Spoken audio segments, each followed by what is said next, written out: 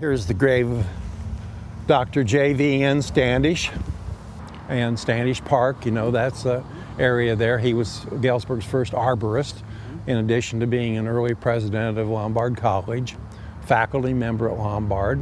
His wife was also a faculty member at Lombard. Harriet Augusta, or H. Augusta, I guess she went by her middle name. A little unusual for a woman to, men often did the, you know, A something or the B something, or just went by their initials, but she was H. Augusta Standish, and I don't know, maybe she was, maybe the Harriet, maybe there were two Harriets in the family and she went by the Augusta rather than to distinguish the two. But Lombard, of course, was more truly coeducational than Knox, even though in the original circular plan they were going to have a college for men. They would also have a college for women, but it was not going to be the same college. Right. They had that's why College Park was like where the courthouse is, and Standish Park was then called College Park.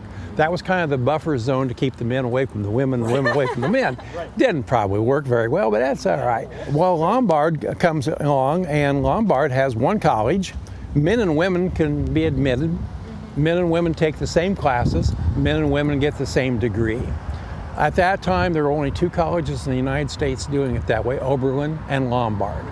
Ultimately, Lombard had to close after the crash of 1929, financial, where Knox apparently had their money invested a little differently, and while farmland would certainly have been reduced in value, it didn't drop like the stock market did.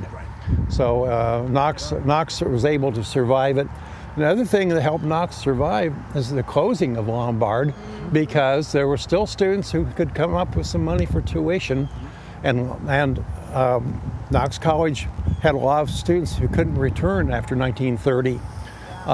So that helped fill the seats, you might say. Tuition money was coming in. So the folding of Lombard, which I would describe as having been a friendly rivalry, a little different in the religious emphasis. They were Universalist Unitarian school. And they were truly coeducational from the beginning. So there were a little difference.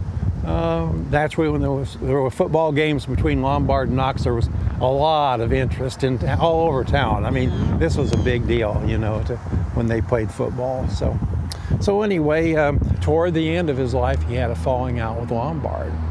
Knox College inherited his estate, which was quite considerable, including the home, which was about where Seymour Library is now. The Standish room. Yeah, his living room. His living room was, and that ginkgo tree, it's there. It was his front yard.